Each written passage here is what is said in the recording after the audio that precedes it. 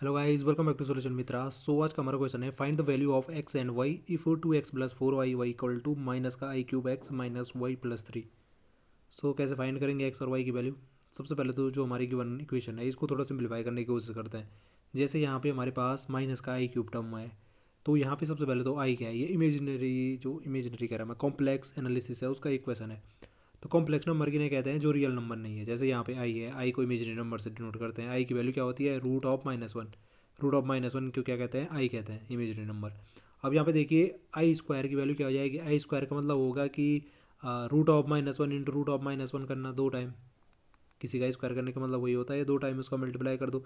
तो ये क्या हो जाएगा, रूट का साइन हट जाएगा, कितना देगा ये, माइनस का वन देगा। आई स्क्वायर कितना दे रहा है, माइनस का वन दे रहा है। अगर मैं आई क्यूब करता हूँ, आई क्यूब का मतलब है आई स्क्वायर इंटू आई करना। आई स्क्वायर की वैल्यू माइनस वन है, तो इसको मैं क्या लिख सकता हूँ, आई क्यूब को माइनस का आई लिख सकता हूँ। तो यहाँ पे जो आई क्यूब है, इसकी वैल्यू को हम लिख सकते हैं माइनस का आई। और अगर मैं यहाँ पे इसकी वैल्यू पुट करता हूँ, माइनस ऑफ माइनस का आई पुट किया, तो माइनस माइनस का क्या हो जाएगा, प्लस का हो जाएगा। तो ये टोटल मिला के हमारे पास क्या आने वाला है, आई माइनस के आई क्यूब को हम क्या लिख सकते हैं, प्लस का आई लिख सकते हैं, आई इंटू एक्स लिख सकते हैं। कैसे लिख सकते हैं, अभी आपने देखा कैसे, क्योंकि आई क्यूब को मैं माइनस का आई लिखूंगा और माइनस माइनस का क्या हो जाएगा, प्लस का हो जाएगा। तो ये पूरी टर्म क्या हो जाएगी, आई एक्स हो जाएगी। यहाँ तक आपको समझ में आया होगा। अब क्या करता हूँ मैं, इसमें हम जो इक्वेशन, जो नई कंडीशन में प्राप्त हो रही है उसको लिख देते हैं। 2x plus 4ay equal to क्या हो जाएगा हमारे पास, आई एक्स माइनस वाई प्लस 3। अब देखो यहाँ पे हमारे पास क्या होगा, रियल पार्ट है, इमेजिनरी पार्ट है। लेफ्ट हैंड साइड ये हो गया, राइट हैंड साइड ये हो गया। इसमें देखिए रियल पार्ट और इमेजिनरी पार्ट दोनों को आपस में क्या करते हैं, अलग अलग कंपेयर करते हैं। रियल पार्ट के इक्वल होना चाहिए इस इक्वेशन में, और जो इमेजिनरी पार्ट है वो इमेजिनरी पार्ट के इक्वल होना चाहिए। तो रियल पार्ट को देखो, सबसे पहले रियल पार्ट यानी कि जिसमें आई नहीं आ रहा है वो क्या होगा, रियल पार्ट होगा। तो ये लेफ्ट हैंड साइड में तो 2x है real part. Right hand side में क्या हो गया, राइट हैंड साइड में इसमें तो आई आया है, जिनमें आई नहीं आया वो उनको लेफ्ट हैंड साइड के रियल पार्ट के इक्वल लग दिया। तो 2x बराबर कितना हो जाएगा, माइनस का y प्लस 3 हो जाएगा। इसको थोड़ा सा अरेंज किया तो रीअरेंज करने पे हमें मिला 2x, ये इधर आया तो प्लस का y इक्वल टू 3। इसको हमने क्या माना, इक्वेशन फर्स्ट माना। ऐसे इमेजिनरी पार्ट का इमेजिनरी पार्ट से कंपेयर करो जी। Imaginary part left hand side में है 4ay इक्वल टू क्या आ जाएगा, लेफ्ट राइट हैंड साइड में क्या है, इमेजिनरी पार्ट आई एक्स। तो आई से आई कैंसिल हो जाएगा, देखो आई इधर जाएगा तो आई से आई डिवाइड हो रहा, तो ये हमें क्या बच रहा है, ये बच रहा है 4y इक्वल टू एक्स। ये हमारा क्या बच रहा है, ये बच रहा है। इसको हम थोड़ा रीअरेंज करेंगे तो इसको हम क्या लिख सकते हैं, x minus 4y equal to zero. ये इधर चला जाएगा, एक्स माइनस 4y, इधर क्या बचा, जीरो बचा। तो इसको हम ऐसे लिख सकते हैं, बिल्कुल लिख सकते हैं, x minus 4y equal to क्या बचा, जीरो बचा। अब यहाँ से देखिए, इसको हमने इक्वेशन सेकंड माना। इक्वेशन फर्स्ट और इक्वेशन सेकंड को कैसे सॉल्व कर सकते हैं, तो आप देख सकते हो कि अगर मैं क्या करता हूँ, इक्वेशन सेकंड में, सॉरी इक्वेशन फर्स्ट में करता हूँ, इक्वेशन फर्स्ट में मैं क्या करता हूँ, पूरी की पूरी इक्वेशन के साथ 4 का मल्टीप्लाई कर देता हूँ। एलिमिनेशन मेथड से कर रहा हूँ सॉल्व इक्वेशन फर्स्ट और सेकंड को।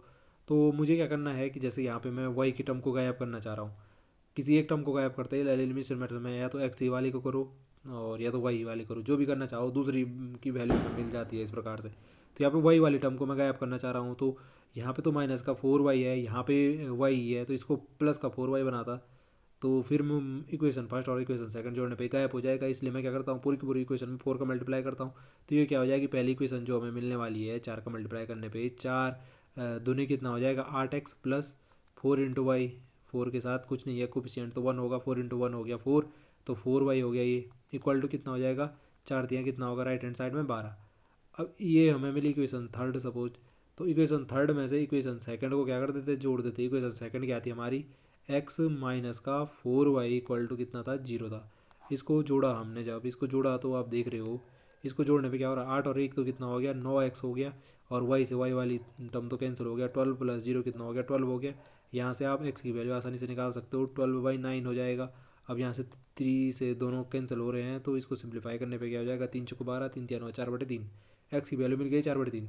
अब ये एक्स की वैल्यू किसी भी एक इक्वेशन में पुट करो, वहाँ से वाई की वैल्यू मिल जाएगी। जैसे मैंने इसी वाली इक्वेशन में पुट कर दिया, ये सेकंड वाली जो है, इसमें हमने एक्स की वैल्यू पुट की, तो ये क्या हो जाएगा, 4/3 माइनस का 4y इक्वल टू जीरो। अब यहाँ 4y इधर की तरफ चला गया, तो इसको मैं ऐसे लिख सकता हूँ, 4y इक्वल टू हो गया 4/3। अब ये 4 इधर जाएगा तो ये डिवाइड में चला जाएगा, तो y इक्वल टू कितना बच रहा है, y इक्वल टू कितना बच रहा है जी हमारा, y इक्वल टू बच रहा है ये 4 इधर डिवाइड में गया तो 1/3, 4 से 4 कैंसिल हो जाएगा। तो y की वैल्यू आ गई 1/3 और x की वैल्यू कितनी आई थी 4/3। x की वैल्यू कितनी आई थी 4/3 और y की वैल्यू आ गई 1/3 और हमें x और y क्या करने थे, फाइंड करने थे। x की वैल्यू आ गई 4/3, y की वैल्यू आ गई 1/3। तो आपने देखा कि हमने कौन कौन से स्टेप फॉलो किए।